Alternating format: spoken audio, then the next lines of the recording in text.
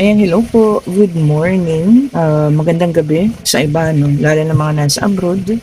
Alam ko patulog pa lang kayo, no? Pero dito sa amin sa Pilipinas ay umaga na. 6 a.m. na umaga. No?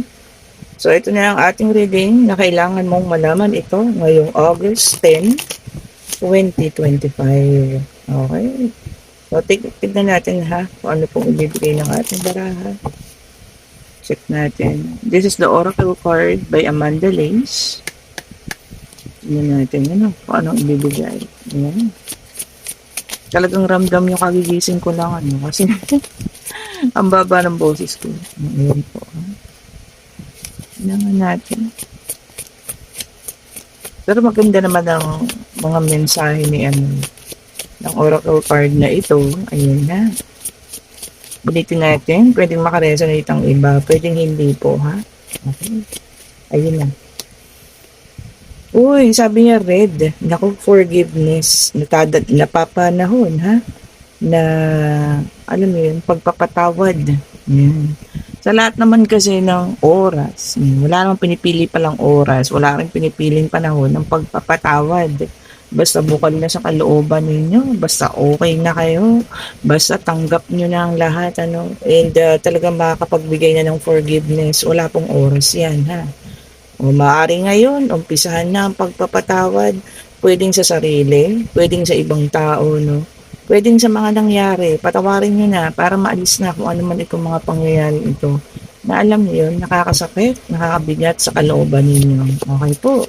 Ulitin ko ha, pwede pong tao, pagpapatawad sa isang tao, minahal, kaibigan, no?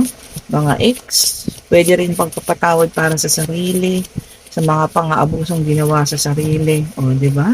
Pagpapatawad sa mga pangyayari na hindi mo naman talaga ginusto. Okay? So, forgiveness, ha? Sabi niya, forgive pala. Magpatawad. Yun. Ganda, ha? Ganda ng card na to. And yan, kita niyo yan, nagkakaroon siya ng time para i-reflect, mag-reflect sa sarili niya, mag-assess. Ito pa. Yung ganda, throne. Sabi niya rito, your potential is endless. Ayan. So, ang barahan na ang nag-confirm na ikaw ay endless ang iyong mga potential. Baka nagkakaroon ka ng self-doubt o pinag-aanohan mo yung sarili mo, no? Naku, baka hindi ko kaya. Naku, baka hindi magiging maayos. Naku, baka ganito, ganun. Diba? Nagkakaroon tayo ng self-doubt. Ayan ha. Pinapaalala sa'yo ng baraha na kayang-kaya mong lahat gawin yan. Basta magkakaroon ka ng focus. Basta pag-iigihan mo. Okay po. Basta meron tayong goal sa buhay. Ayan ha. Kayang-kaya pong makuha lahat ng mga bagay, especially kapag ito ay tungkol sa financial, tungkol sa goal natin sa buhay. So, umpisahan na natin ngayon ha. Mag-set na tayo ng goal ngayong araw na to, August 10, 2025. Ayan ha, mag-set tayo ng goal, mag-set tayo ng ating nais na makuha sa buhay. At ang iyong potential daw po ay endless. Ibig sabihin, walang katapusan. Ganda, no? So, endless ang iyong potential, ha? Ibig sabihin niya lamang, walang makapipigil sa'yo. Kung ano talaga yung nais mo. Kung ito ay talagang gusto mong maganap sa buhay mo. Di ba naman? Tama naman. Walang tayong magkakaroon ng self-doubt, ha? O pag-aalinlangan sa ating mga sarili. Makakaya at makakaya po yan, lalo na kung gugustuhin. Ayan, sige, tingnan pa natin. Medyo madulas lang ang barahang ito ngayon. So, umpisa na natin ngayon na ha, ngayong araw na to, kung ano man yung naiisin natin, wala po sa edad yan. Kahit anong edad mo, kung magsiset ka ng goal, kung magsiset ka ng kagustuhan mong maganap, mangyayari po yan, kung gugustuhin mo. Di ba? Na natin. Ang ganda ng bigay ng baraha. Isa na lang. Dalawa na lang po. Ayun. Ito. So, dalawa na to. Unahin natin tong isa. nasa ibabaw. Sabi niya, lioness. Oh. Sabi niya rito, no, you've earned all your stripes. O, diba? Ibig niya sabihin dito, lahat naman ng meron ka ngayon, ipinaghirapan mo yan. Pinagpaguran. Okay po. So, wala ka namang dapat na tawag dito, na pagsisihan. Po pwedeng mga sakit sa damdamin ang meron ka ngayon. Ano? Pero lahat naman po yan, sabi nga, naganap ng dahil din naman sa iyong kagustuhan. Maaaring nagmahal tayo ng isang tao na, alam niyo yan, meron ng palanagutan sa buhay or merong pamilya. So, ayun ha, ikaw ay naging third party.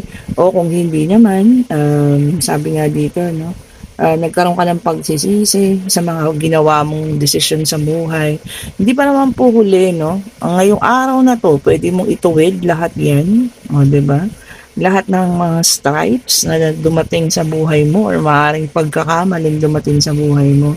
Itong August 10 na ito, pwede nating umpisahan, pwede nating ituwid po kung ano man yung mga pagkakamaling dumating po sa buhay mo, ha? Okay, ang ganda, no? Ang sexy pa niya, voluptuous. Diba? So, kung ano man po yun, ha, na maaaring naganap sa buhay mo or naging decision mong mali, as of today, as of right now, no, ano ba, August 10, ayun, pwede mo po kayang baguhin. Okay po. Pwede mong umpisahan ngayon.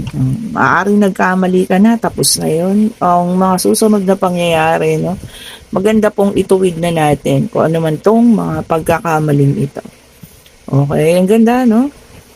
Parang ang ano ngayon is, ngayong araw na to, puro sa sarili mo. Di ba? Self-assessment. Gaganda, no? And then, ang ating last na card, para sa ating 4 spread card, sabi niya rito, 3, let them go. Oh, ayan ha. Baka alam niyo yun, hanggang ngayon, hindi pa kayo nakakapag-let go. Pwedeng mga tao na dumating sa buhay ninyo. Sabi nga, ngayong araw na to, umpisahan mo na, let go mo na. Kasi po, sabi ko nga, hindi natin mapipilit ang isang tao kapag hindi na tayo gusto. At lagi yung tatandaan ha, hindi inaalis ni God ang mga taong ito sa buhay mo nang walang dahilan. Maaaring tinanggal ito or nagkaroon kayo ng paghihiwalayan dahil nga hindi na makakabuti sa iyo ang taong ito po. Someday, di ba, kapag fully healed ka na, kapag fully move on ka na, dun mo na lang makikita yung reason. Bakit kailangan mo pagpakawalan? Bakit kailangan mong umalis sa buhay nito kahit pa mahal na mahal mo ang taong ito? Oh, hindi ba? So, self-assessment ngayon ha, ngayong araw na to.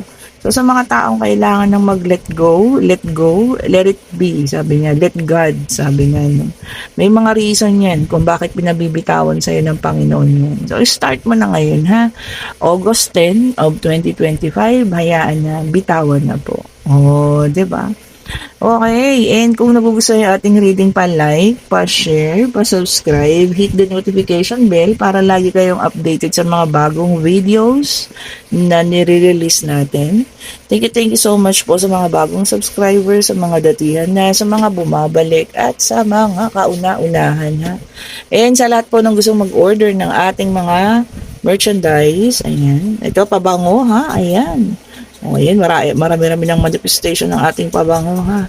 250 pesos, click niyo yung link, nandyan po sa comment section, ayan. At syempre ng ating mga bracelet, ito pala yung kay Madam, papunta to ng Australia. Madam, na-cleanse na. So, ayan, kung nakikita niyo, super kintab na nilang lahat. Kasi na-energize na sila, oh, super linaw, lalo na yung si Trin, nakakatuwa, pati yung ano. Actually, silang tatlo naman. Ayan po ha, na-charge na pong lahat yan dahil full moon kagabi. So, kailangan natin siyang padaanan sa sinag ng buwan. Ayan po ha, para ma-charge. Ayan.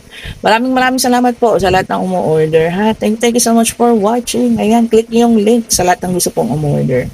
Have a good morning po sa lahat. Happy Sunday. Ayan, enjoy the rest of the day po. Bye-bye po sa inyo.